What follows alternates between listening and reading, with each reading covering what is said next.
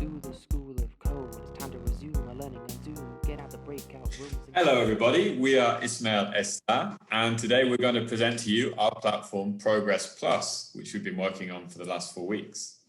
So, all aboard the Progress Bus? All aboard the Progress Bus? Okay, good. Let's meet the team.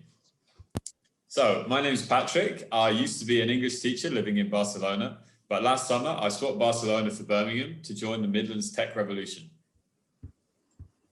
Hi everyone, I'm Esta. I spent the last couple of years being a DJ and a radio host. After being introduced to code last year, I realised that my brain was made for something much more challenging than just beat matching, which is why I'm at the School of Code. Hi everyone, my name is Ionut. I used to work as a car design engineer in the automotive industry. Now, thanks to School of Code, I can use my engineering skills to build software applications. Hi guys, I'm Ismail. I've been working in retail for a few years and I've decided to take this leap into tech to boost my skill set and solve problems through code. Hi, my name is Haju, mom to a 5-year-old boy. I was a mechanical engineer, handled megastructures in real world. Now I'm learning virtual world with code. And hi, I'm Charlie. I've worked as a barista for the last couple of years, and now I'm hoping to transfer my skills to a different kind of Java. So we will start with the problem we set out to solve. Our brief was to build a platform that would allow School of Code bootcampers to track their technical progress throughout the bootcamp. So as a first step, we did some research, speaking to both bootcampers and coaches to get their views on the problem. So what we found when we spoke to bootcampers was that there are already ways of measuring progress, primarily mastery tasks, which are thematic, and recap tasks, which are done once a week. But the data that comes back from these tasks is not necessarily very easy for bootcampers to access. It's not stored in one place. So it can be hard for bootcampers to keep a sense of their technical progress throughout bootcamp. And it can also be hard for bootcampers to identify areas of weakness that they can improve on. And when we spoke to coaches, we found that, again, that there isn't necessarily a slick system for them to monitor how bootcampers are doing individually and the progress of the bootcamp as a whole. So although this data does exist, we identified a need in the coaches for a system that would be a bit slicker and would enable them to visualize individual progress and the effectiveness of teaching the bootcamp as a whole. So on this basis, we extended our brief so that we would provide a platform for bootcampers to track their technical progress, but also for coaches to track the technical progress of bootcampers. So that was our problem. How did we go about solving it? Yes, Patrick, we have two groups of our actual users, bootcampers and coaches. And let me introduce our app, Progress Plus. So as a bootcamper, I can sign in with my GitHub account using Firebase. So if you're a first-time user, this will redirect you to the register page. Haju is not a first-time user, so to the bootcamp landing page. So this is a bootcamper's landing page, and there's you have two options. So mastery task and recap task. So let me click one of them. So here I can see all the scores and coaches' feedbacks of weekly recap task in one place. Awesome. So this bar chart represents the scores as percentage depending on each week's. And when I click one specific bar. Nice. Sweet. So you can see all the contents of feedback in table below with Chris's kind comment. Does that make sense? No, this score doesn't make sense. Sorry, Chris. So for the mastery task, basically it has same functionality with the recap task page, except it's depending on subject, not on week. Sweet. Sweet. So this gives the bootcamper a clear visualization of their progress in different subjects and in different weeks, meeting the need that we identified in our research. So we finished with the bootcamper side. Let's go over to the coach's side, Haju. Yes, I got everything I need. So I will switch to the coach's side. So once again, we can sign in here. And if it's a first-time user, then we will be redirected to the registration page.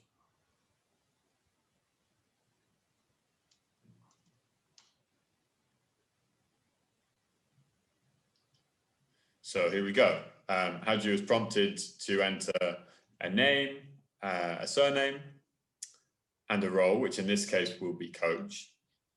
And all of this information is then sent to our database where it's persistently stored and used to populate data across the rest of our app.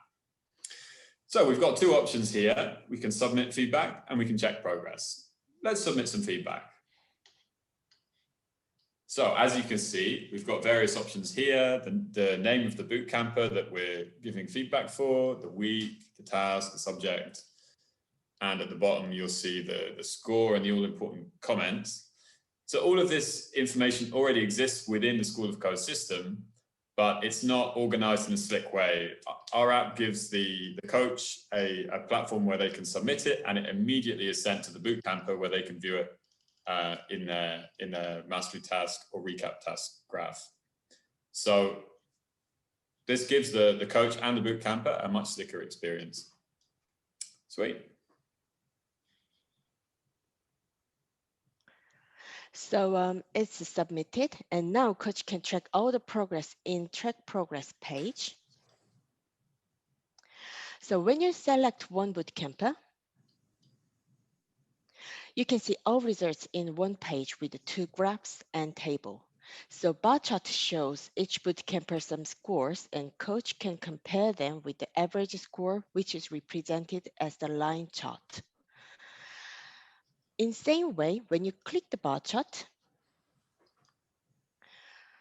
so you can see the feedback contents definitely without your boss's voice. So once again, this gives the coach a clear visualization of the progress of individual bootcampers, me in this case, and of the bootcamp as a whole with the blue average line. And I would just like to point out that this is mock data, okay? Otherwise, I would be blaming the coaches for my performance in Next.js. So that's all for the live demo with our MVP. I'll over to Esta and Ismail, who will show our deployment journey. Thank you, Haju. Development journey. Thank you, Haju. So you've seen what we've been working on for the past 4 weeks. Now let's take you to the beginning to show you our journey through our software development lifecycle. So we began with using Disney ideation to help us brainstorm ideas into the dreamer phase. We then took these ideas with a more realistic approach to critically analyze them into viable ideas. We used a Trello board to brainstorm for the ideation process. As you can see, we separated the ideation phases into 3 lists where we discussed each phase. We then created user personas to get a deeper understanding on how to provide a solution directly for the users based on their needs. We based the user personas on our research and feedback. As Haju mentioned, our 2 user groups consisted of both School of Code bootcampers and coaches. As you can see from the example, we analyzed our users based on their personality type, their goals and frustrations. We then created user stories to provide us with a clear picture of what we would need to build in order to fulfill the user's needs. In the next part of our journey, we used Draw.io to produce user flows to lay out the user's movement throughout the app, from entry point to the final interaction. This allowed us to visually see the routes and the functionality our users would be able to access. We then developed this into a low-fidelity wireframe using Figma.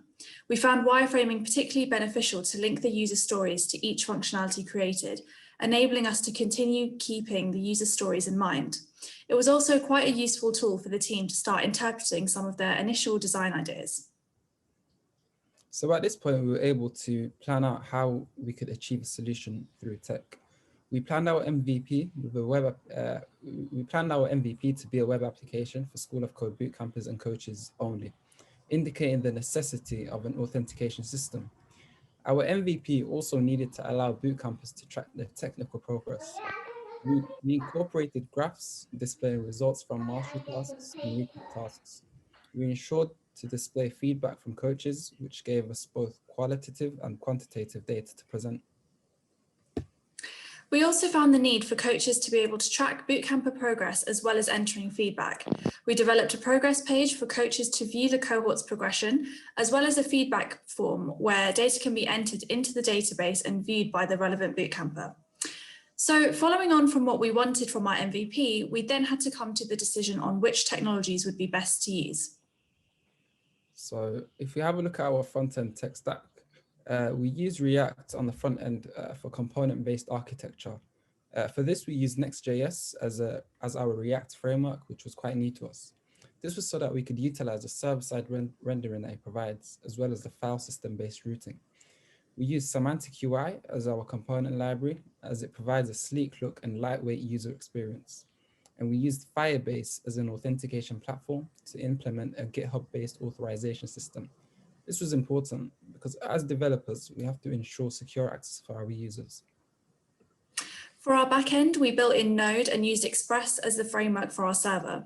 As for our database, we utilized a combination of Heroku and PostgreSQL to provide us with the relational database we needed for our one-to-many relationship between our data tables. We wrapped our client and server repositories in Docker containers, permitting for flexible deployment. We then registered the Docker containers on AWS ECR and deployed them in a cluster on the High Performance Container Management Service, ECS. This gave us secure scalability of our platform, as well as giving us a great opportunity to learn how to navigate the world of AWS. In terms of project management, we adopted the Scrum model of the Agile methodology. We work in 3 to 4 days long sprints, and we had 3 daily stand-up meetings to check the progress and to bring into focus the team members' problems. And then to manage the sprints, we used their Scrum board on Jira software, where we broke down the epics into more manageable tasks. To estimate the difficulty and complexity of each task, we use a story point system with numbers from 1 to 10. This allowed us to estimate the length of the sprint, prioritize the work, and see potential blockers ahead of time. Alongside this, we use Confluence to keep all our daily meeting notes and documents in one place. As with most of the School of Code teams, to collaborate effectively and make the parallel development easy, we adopted the Git flow branching model. We had a master branch from which we created a development branch to implement new features on. We then branch off from the dev, naming branches after the corresponding Jira tickets. This allowed us to easily keep track of what changes were being made and where they've been made. The master branch was updated only when the code was ready for deployment. This helped us to avoid mesh conflicts and to work asynchronously during the Christmas break. We learned a lot over the last 4 weeks about how to work effectively in an agile tech team. This being the first time that we've been able to do so independently without input from the coaches for an extended period of time. On top of this, we learned a lot about how to manage a project from ideation all the way through to product delivery. We found this to be an exciting challenge as it allowed us to try out a lot of new technologies like Next, AWS, and Docker. If you were to start the project over again, there are a few things that we will do differently. We would have a better estimation of story points regarding the time and difficulty of each task, as well as the overall team velocity of each sprint. We would also utilize more tripwires to help us avoid getting stuck in rabbit holes with difficult problems. Also, we would ask for help and collaborate earlier with the tech community, allowing us to get over the blockers more quickly. And then moving on to where we want to go with the app. The bit that we're working on right now, which we are most excited about, is implementing the GitHub API. This will allow us to automatically upload the information when the bootcampers completed the work, therefore making the coaches' lives a lot easier. That's all they'll have to do is input their comments, and then boom, the bootcamper will have their feedback. Not only that, but it will allow us to extract more information like which test failed and why, thus helping them to understand better where they are failing and why. We're aiming to have this ready by the end of the next sprint so we can get some user feedback as quick as possible. At this point, we believe our app will be a lot more mobile friendly, with the coach input form having a lot less information for them to manually input. We'll therefore start work on transforming our web app into a progressive web app. This is something that was requested by nearly 40% of bootcampers in our research. And the last thing that we would like to tell you about is the daily recap quizzes. We want to build in the functionality for coaches to be able to send out the questions and the bootcampers to be able to send the responses all in the app. Nearly 60% of bootcampers told us that was one of the most useful bits of feedback for them. So we believe that integrating this feature in our app will lead to an increase in user engagement and a more positive user experience in general. Finally, we'd like to say thank you so much for coming today. Speaking on behalf of the entire team, we've had the most incredible journey at the School of Code. To think only 16 weeks ago, we were writing Hello World for the first time, and now we feel confident and capable to excel in our first tech jobs, and we can't wait to get involved with the Midlands tech community. And well, this is the final stop on the progress bus.